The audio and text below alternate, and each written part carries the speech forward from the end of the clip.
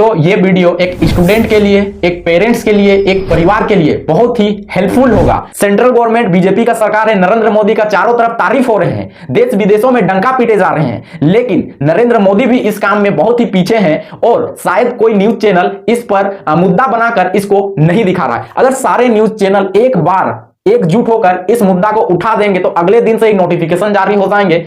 Hello दोस्तों, जय हिंद। अभी लगभग रात के 11:30 बज रहे हैं। अभी शायद सारे लोग सो गए होंगे, कुछ लोग जगे हुए होंगे, कुछ काम कर रहे हैं, पढ़ रहे होंगे, गेम खेल रहे होंगे या फिर कोई मूवी देख रहे हैं। और अभी रात को जब मैं सो रहा था तो मुझे नींद नहीं आ रही थी, मेरे दिमाग में कुछ चल रहा था जो मैं अपने परिवार वालों से बोलना चाहता हूं। और ये सिर्फ मेरे परिवार वालों से नहीं, मेरे देश में जितने भी परिवार हैं सारे लोगों से ये मेरा अपील है कि ये वीडियो लास्ट तक पूरा जरूर देखिएगा और आप सबों को इस वीडियो से काफी सारी जानकारियां मिलेंगी और वो जानकारी आपके परिवार के लिए और आपके लिए बहुत ही लाभदायक होंगी। दरअसल मैं जो आज जिस विषय पर बात करने वाला हूं, मैं उसका सारा आंकड़ा तैयार कर लिया हूं। जिनके घर के बच्चे पढ़ाई कर रहे हैं और पेरेंट्स उन्हें पढ़ा रहे हैं और कभी कभी पेरेंट्स दबाव भी डालते हैं, डांटते भी हैं कि पढ़ाई करो, पढ़ लिख कर नौकरी करो, जॉब करो। और दोस्तों, शायद ये वीडियो किसी की जान भी बचा लेगी अगर ये वीडियो हर उस स्टूडेंट तक पहुंचे जो स्टूडेंट पढ़ाई कर कर कर थक गया है और डिप्रेशन में आ गया है। और डिप्रेशन में आने का कारण वो नहीं है, हमारे देश का एजुकेशन सिस्टम है और जॉब देने का जो प्रक्रिया है वो इसका मुख्य दोषी है। ऐसा मैं क्यों बोल रहा हूं, तो हमारे देश में जो भी एग्जाम की तैयारियां करते हैं और एग्जाम का जो बहाली होता है, उसका जो प्रक्रिया होता है, उस पर इतना लापरवाही बरती जाती है जिस पर आप जितना भी निंदा करें कम है। हाल ही में आप बिहार का जो बीपीएससी एग्जाम था, जो स्टेट लेवल का एग्जाम था, उस पर किस तरह से धांधली हुआ था ये आप देख ही चुके हैं। झारखंड में जो जेपीएससी एग्जाम हुआ वो 6 सालों के बाद हुआ, ये भी आप लगभग देख चुके हैं। और हाल ही में 3 जुलाई को एक जेएसएससी जेई का एग्जाम होता है 8 सालों के बाद।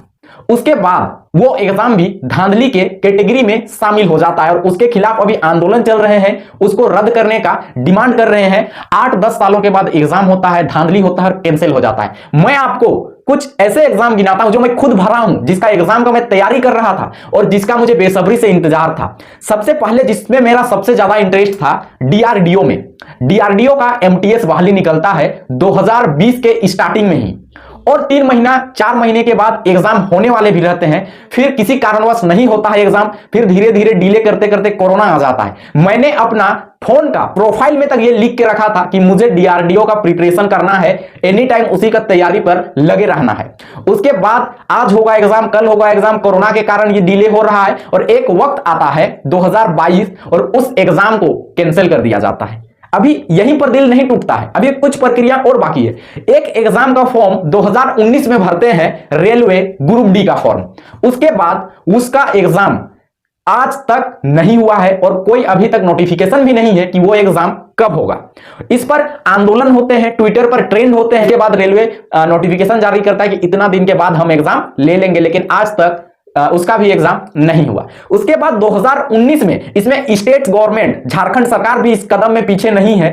सेंट्रल गवर्नमेंट बीजेपी का सरकार है, नरेंद्र मोदी का चारों तरफ तारीफ हो रहे हैं, देश विदेशों में डंका पीटे जा रहे हैं, लेकिन नरेंद्र मोदी भी इस काम में बहुत ही पीछे हैं और शायद कोई न्यूज चैनल इस पर मुद्दा बनाकर इसको नहीं दिखा रहा है। अगर सारे न्यूज चैनल एक बार एकजुट होकर इस मुद्दा को उठा देंगे तो अगले दिन से ही नोटिफिकेशन जारी हो जाएंगे और आने वाले 1 महीनों में शायद एग्जाम भी कंडक्ट करा दिया जाए।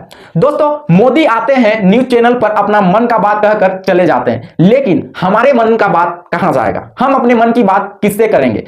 अगर फैमिली वालों से बोलते हैं तो उन लोगों को लगता है कि हम पढ़ाई से भागना चाहते हैं, तो ऐसा बात नहीं है दोस्तों। जो पढ़ना चाहता है, हाँ, और 100% लड़के भी पढ़ाई में ध्यान नहीं देते हैं जो कंपटीशन का एग्जाम भरते हैं। 50 से 60% तो ऐसे लड़के रहते हैं जिनको कंपटीशन एग्जाम से शायद बहुत कम मतलब रहता है। तो सारे लड़कों का नहीं, लेकिन कुछ लड़के इसमें फोकस्ड रहते हैं, पढ़ते हैं, कुछ करना चाहते हैं, लेकिन सरकार को इन लोगों से कोई मतलब ही नहीं है, बस वो अपना राजनीति चमका रहे हैं। अब बात करते हैं स्टेट गवर्नमेंट की। स्टेट गवर्नमेंट 2019 में एक वैकेंसी निकालती है जेएसएससी एक्साइज कांस्टेबल और एक जेएसएससी स्पेशल ब्रांच का। था और ये दोनों एग्जाम 2019 में ही लिए जाते हैं। लेकिन जब सरकार बदलती है तो इस बहाली पर धांधली हुआ है ये बोलकर इस एग्जाम को कैंसिल करा दिया जाता है और दोबारा इस एग्जाम का फॉर्म 2022 में भरा जाता है और ये बोला जाता है कि इसका अप्रैल मई तक एग्जाम कंडक्ट करा दिए जाएंगे, रनिंग करा दिए जाएंगे। लेकिन ये जुलाई चल रहा है और आज तक इसका भी कोई भी प्रक्रिया आगे नहीं बढ़ पाया है। तो दोस्तों सेंट्रल लेवल स्टेट गवर्नमेंट भी बहुत पीछे है। 6 साल 7 साल में एक बार वैकेंसी निकालेगी, उसमें भी धांधली होगा, एग्जाम कैंसिल होंगे और ऐसे ही चलता रहता है और स्टूडेंट के साथ शोषण अत्याचार होता रहता है और स्टूडेंट बेचारे पिस जाते हैं इसी राजनीति के चक्कर में, पॉलिटिकल चक्कर में, पॉलिटिक्स एजेंडों के चक्कर में और घर वालों के चक्कर में भी कभी कभी पिस जाते हैं, रिश्तेदारों के तानों से, बातों से। आज तक क्या कर रहे हो? ऐसा बात नहीं है कि जॉब नहीं लग रहा है, जॉब लग रहा है, कुछ कुछ लड़के को जॉब मिल भी रहा है, लेकिन कितने % को मिल रहा है यह भी आदमी को समझना चाहिए। कितना सीट सरकार निकाल रही है और उस पर कितने लोग भर रहे हैं। सीट मात्र कुछ 100 में निकाल रही है झारखंड सरकार, 600 700, और उस पर लाखों लड़के बैठ रहे हैं। मेरा ना ही बीजेपी सरकार का विरोध करने का कोई मकसद है, ना ही कोई मनसा है, ना ही झारखंड सरकार जेएमएम सरकार का विरोध करने का कोई मनसा है। मेरा जो मानना है पॉइंट टू पॉइंट बात करना, मुद्दे की बात करना जो लोगों के लिए लाभदायक हो। अब इसमें बात करते हैं लोगों का जान कैसे बचेगा। तो मैं आपको बता दूं, कई स्टूडेंट सुसाइड कर लेते हैं इसी मायाजाल पे। ये एक मायाजाल है। जो बच्चे इस मायाजाल को नहीं समझ पाते हैं कि नहीं मुझे सिर्फ नौकरी ही करना है, मुझे जो भी करना है, और दिन रात मेहनत करते हैं, उसके बाद जब नौकरी नहीं होती है, बहाली नहीं होती है, तब गलत कदम उठा लेते हैं। तो उन लड़कों को यह समझना चाहिए कि नौकरी के लिए क्या सरकार का जो प्रक्रिया है यह सही है। अगर हर साल बहाली होता तो लड़का का पढ़ाई में मन लगा रहता, बच्चे पढ़ाई पर फोकस्ड रहते हैं, क्योंकि एग्जाम हो रहे हैं, भले इस साल मेरा नहीं निकला अगले साल निकलेगा। लेकिन लड़कों को मौका कितना मिलता है? 4 साल में एक एग्जाम निकलता है। अगर उसको एक एग्जाम में फेल हो जाता है और दूसरा एग्जाम में वो बैठना चाहता है तो 8 साल उसको वेट करना पड़ेगा, जो कि स्टूडेंट के लिए लाभदायक नहीं है। ये बहुत ही डिप्रेशन वाली बात है। 8 सालों तक सिर्फ कंपटीशन का पढ़ाई कर पाना आज के डेट में मुमकिन ही नहीं है। ऊपर से एक एज के बाद शादी का प्रेशर रहता है, पैसों का दिक्कत रहता है, घर वाले पैसे देने बंद कर देते हैं, बहुत सारे घर वालों का ताना मिलता है, अब क्या करोगे। तो बहुत सारे परेशानियों से लड़कों को गुजरना पड़ता है। एक तो हॉस्टल में रहते हैं, कोई लॉज में रहता है, खुद से खाना बनाकर खाता है, क्या खा रहा है कोई देखने वाला नहीं है। कभी कभी तो उन लोगों के पास सब्जी भी नहीं होता है, सब्जी भी नहीं बनाते हैं। लेकिन इन सब बातों से सरकार को कोई मतलब नहीं है। सरकार के पास एसी की गाड़ियां हैं, सरकार के पास एसी रूम है, गार्ड्स हैं, लेकिन जमीनी स्तर पर क्या समस्या चल रहा है इनसे उन लोगों को कोई लेना देना नहीं है। तो ये वीडियो एक स्टूडेंट के लिए, एक पेरेंट्स के लिए, एक परिवार के लिए बहुत ही हेल्पफुल होगा। तो आप इस वीडियो को ज्यादा से ज्यादा शेयर करें और ऐसे ही इंफॉर्मेटिव वीडियो पाने के लिए हमारे साथ जुड़े रहें। शायद ये वीडियो किसी की जान बचा ले।